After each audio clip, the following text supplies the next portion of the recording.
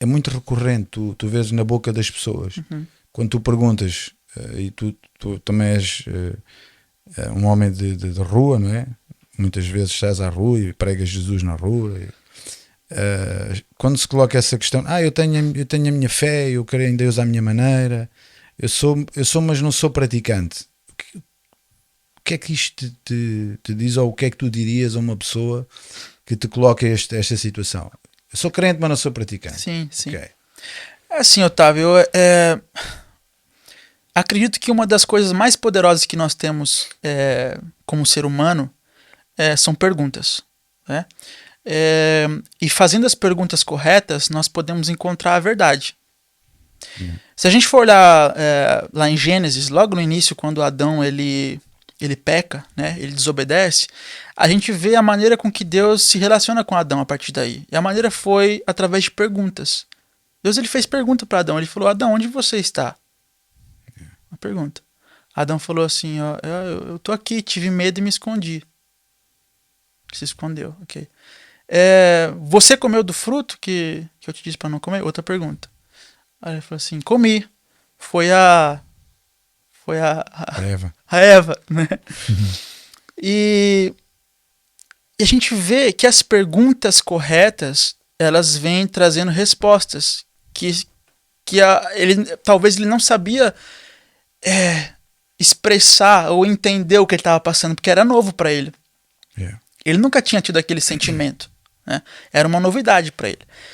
Então eu acredito que fazer as perguntas corretas podem nos levar a lugares que a gente nunca pensou em estar e fazer coisas que a gente nunca pensou em fazer antes.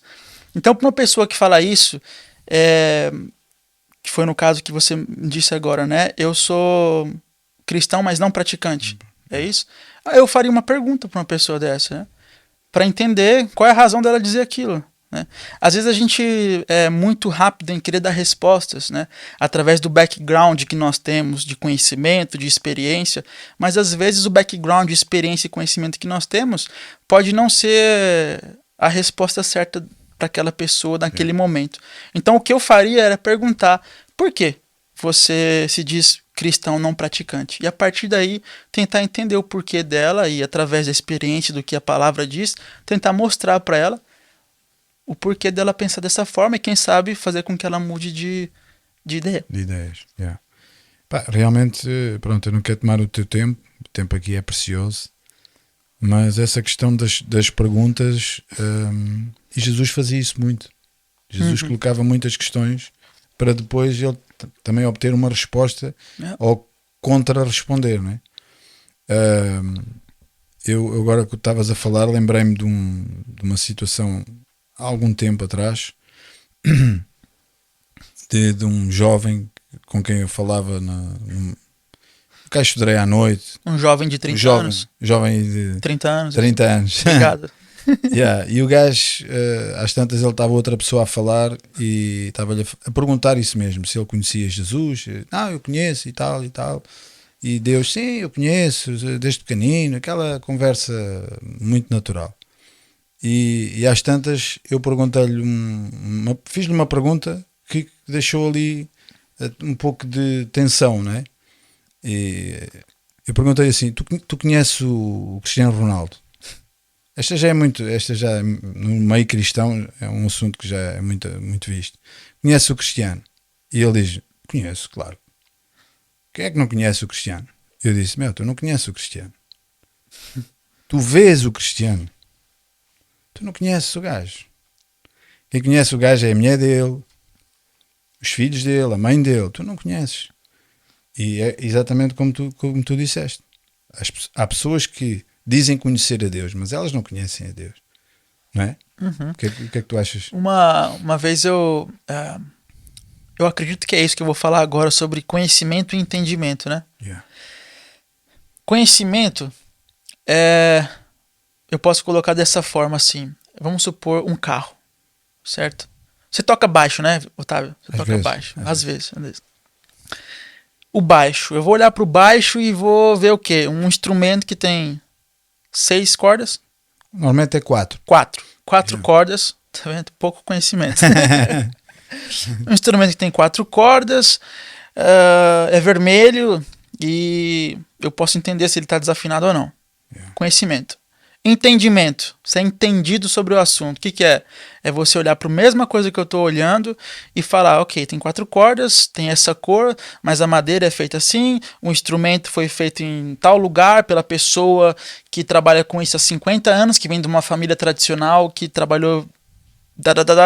Ou seja, é algo mais aprofundado. O caso aqui, a madeira é feita dessa forma porque o som pode sair de uma maneira diferente, né? Tô dizendo eu. Então, muita gente conhece a respeito do que vê, né?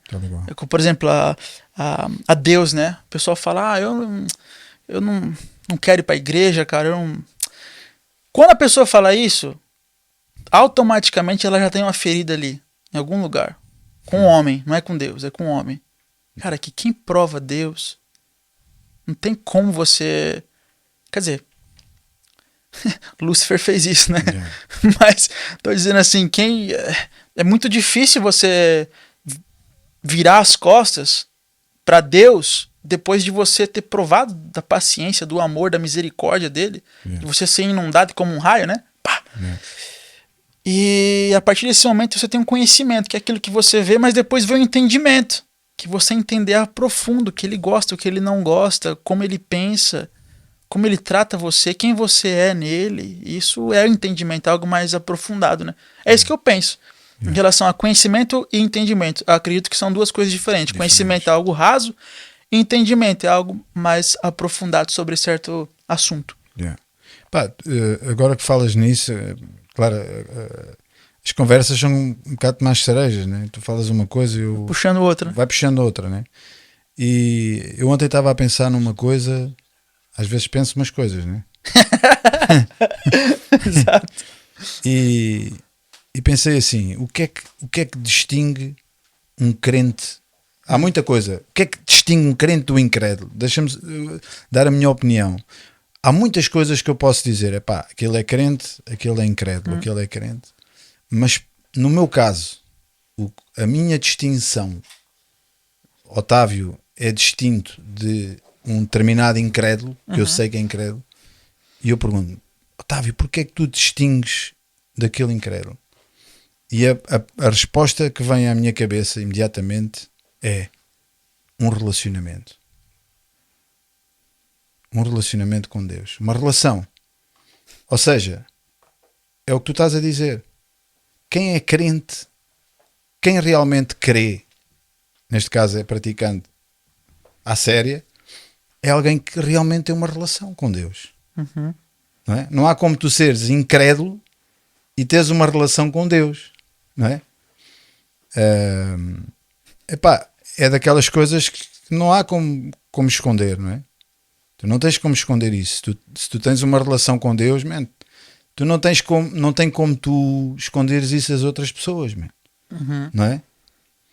Então, claro que há muitos fatores, não é, que caracterizam um crente, não é? Mas para mim, no meu caso, se eu pudesse eleger a primeira, porque é que eu me considero um crente? Porque eu tenho um relacionamento com Deus. É por isso que eu creio. Acima de tudo, eu tenho um relacionamento com Ele, não é? E pá, eu não quero absorver aqui o assunto, tu é que és o convidado, mas tu falaste aí uma outra coisa, pá, lá está, que falou também um pouco ao meu coração, o caso de Adão, não é? Nós temos sempre aquela ideia, a generalidade das pessoas têm aquela ideia que Deus é, não no nosso caso, mas algumas pessoas que possam estar a ouvir, que Deus, a pessoa falhou, a pessoa roubou, mentiu e Deus já virou as costas. E a gente sabe que desde o início e Jesus veio por causa disso, reatar uma relação que foi quebrada. Mas mesmo depois de Adão, como tu disseste, ele falhou, a Eva falhou, mas Deus não quebrou o relacionamento. Tu vês que há o pecado, que há a desobediência, mas o que é que Deus faz? Deus vai ter com o homem. Onde é que estás? Será que Deus não sabia? Deus sabia onde é que ele estava, meu. O que é que Deus faz? Deus cobre a nudez deles. Ou seja, Deus não quer abrir mão de um relacionamento que ele tinha. A Bíblia diz que Deus vinha ter com o homem ao final do dia, não é, mano? Não era o homem que ia bater à porta de Deus. Deus vinha ter com o homem, mano. Então, esta relação entre Deus e o homem não foi Deus que a quebrou.